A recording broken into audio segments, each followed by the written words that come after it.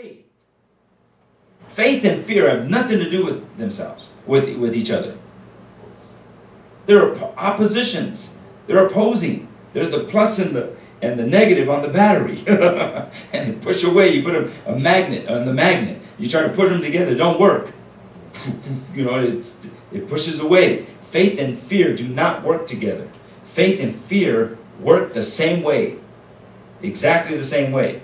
And when you learn that you're doing things based off of, how do we know the difference between faith and fear? Because they're both actions.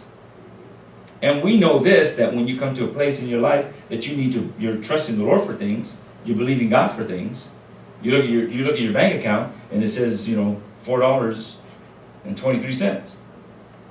And you still got 2 more weeks to go. So you look at the different. I mean that's just an analogy, but but that's a lot of times that's a pretty realistic analogy. And people see themselves with some of the things. They look at some of the physical ailments that you may be. We can say it from an age factor. Look at how old I am. How am I going to do this? Well, I got a scripture for you. Romans chapter 4. Abraham was how old? 99. And the word of the Lord came to him at 90 years of age. And 99, or I think it was in his 80s. The word of the Lord came to him. And at 99 years of age, he had a baby. He had a son. But see, that's a promise from the Father. So there's no limitation. But we can look at it. He didn't consider his own body now being up in years. So that could be a negative. We would look at that. That could be a fear thing. I'm getting old. Or I'm old. Really? You're aged. You're not old. Old is a mindset. I look at a man of God, but I assume he's a man of God, like Napoleon Hill. You guys heard of Napoleon Hill? Yes. Napoleon Hill was in his, 70s, 80s, when he's doing these dissertations. He is speaking, being recorded and speaking into the lives of people about business transactions and how to succeed in life. Think and grow rich, exactly. But he was up in age when he was doing these things. And you look at a Henry Ford, even though he was a hardhead, was still successful, up in age. And he was stuck on the fact that he wanted to stick with the Model. The Model T was the only vehicle. He was stuck in it. The only vehicle that could ever be successful. Every other car doesn't have no value. Because that was his thing. He started it off, and a lot of people jumped on the bandwagon, GMC and Chevrolet and all that. They jumped on it, Chrysler, and started producing and brought in variety, as it were. But the point, he's the one that started off. He's the one that spearheaded. Now, he had some different ways of thinking, but the point being, he was older. He was older. So we can't let that, but that could be a fear thing. That could be a fear. I'm getting old. No. Years are going.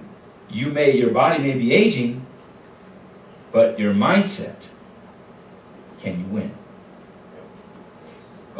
I know of a testimony of a lady who was up in her 90s and bought a house, purchased it in her 90s, bought the house.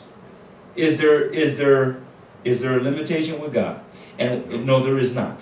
She trusted the Lord, and God made the way for her.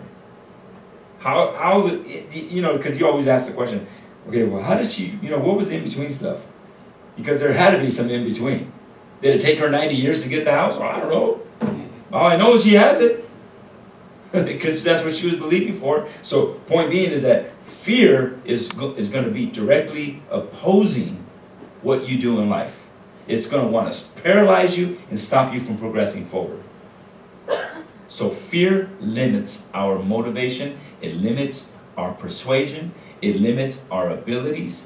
It limits where we go. So we take all of the, and I mean, and not to mention the fact that it's going to bring in sickness and disease comes along with all this, poverty. That's just a mindset. It is a mindset, but I guarantee you, you take control of the thing that God has blessed you with, called your mind, you will win in life. You will succeed. You will overcome.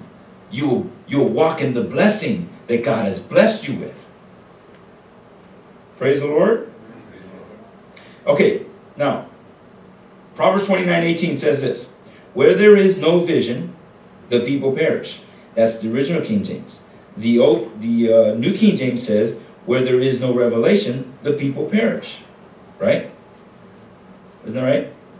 Proverbs 29:18. So now, let's look at this. Let's look at a story in the Bible, in Matthew's Gospel. Matthew chapter 9. And the reason why I'm going up like this is because my little clip thingy came off. So let me get it on there.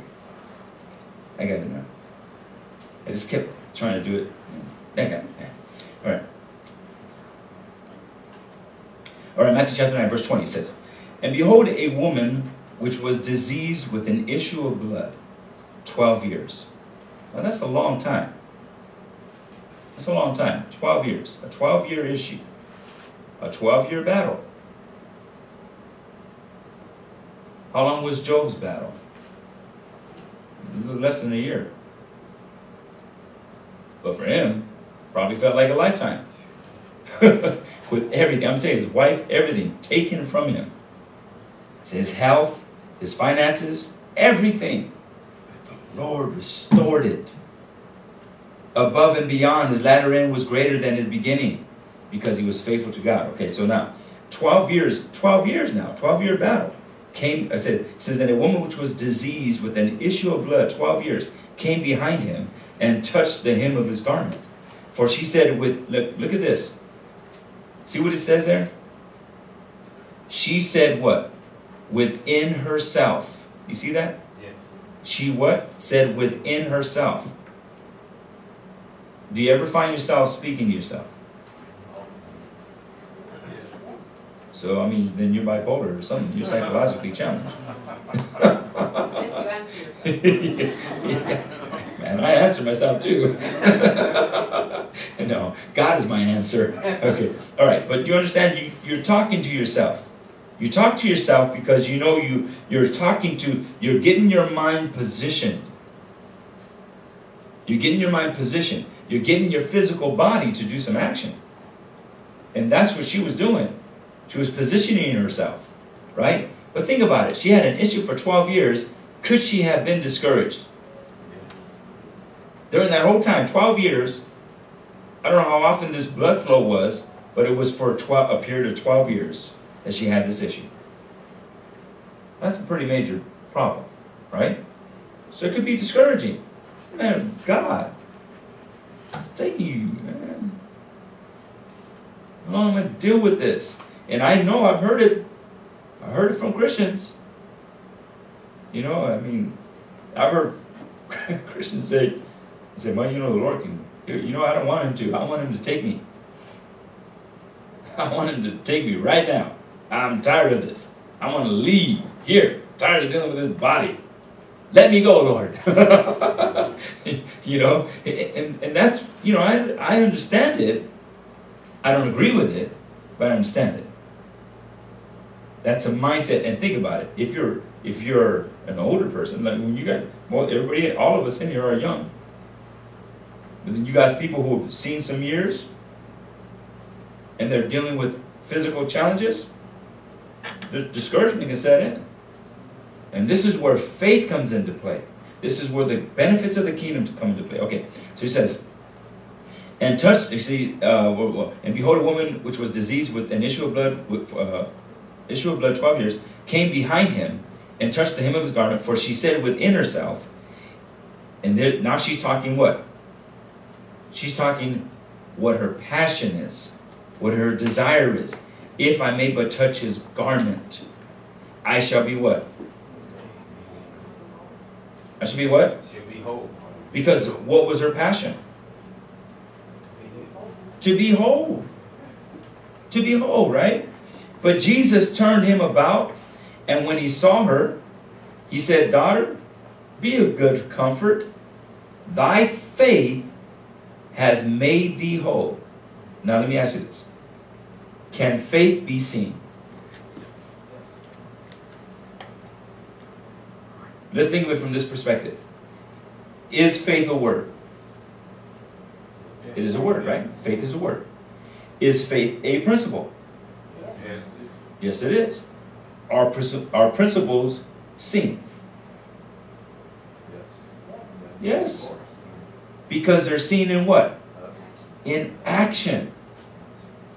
But see, Jesus wouldn't have known of her having faith if she would have kept that thought within herself. If she would have kept that thought within herself, that meant that for 12 years she was pondering within her. Her imagination was working. What was she seeing? Herself healed.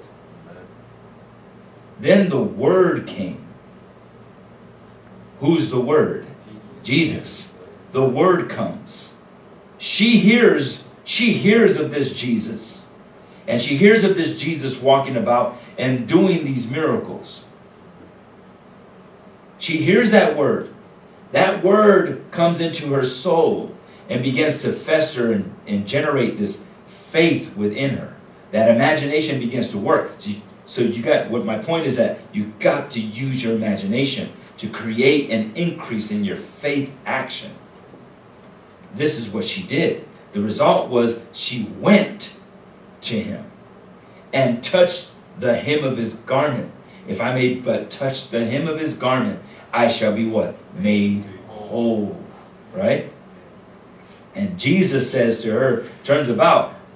And now mind you, when you read the story of this, it was a crowd. It was a crowd of people. Have you ever walked through, have you ever been in New York? Anybody been to New York? And you walk down the block? It's on the block, doesn't matter what time of the day. Walk down the block. It is crowded. You ever been to downtown LA? Right there, what's the place? The fabric district? The alley, the garment district, the alley. You go down to the alley. There's a lot of people there. You sometimes, you have to keep moving and maneuvering through. And well, New York's a lot tighter than that, and people are touching and bumping, and I think maybe that's why they get so used to not saying excuse me. Just keep on walking. Different mindsets, culturally. But point being is that Jesus was thronged with people, and somebody came and touched the hem of his garment. How did he know that? Touched the hem of his garment, not him. His garment. And power was released from him. How did he know that? There's something about faith and the Word mixed together that generates results. You get a word from God and you use your faith to accomplish it, something happens. Power is released.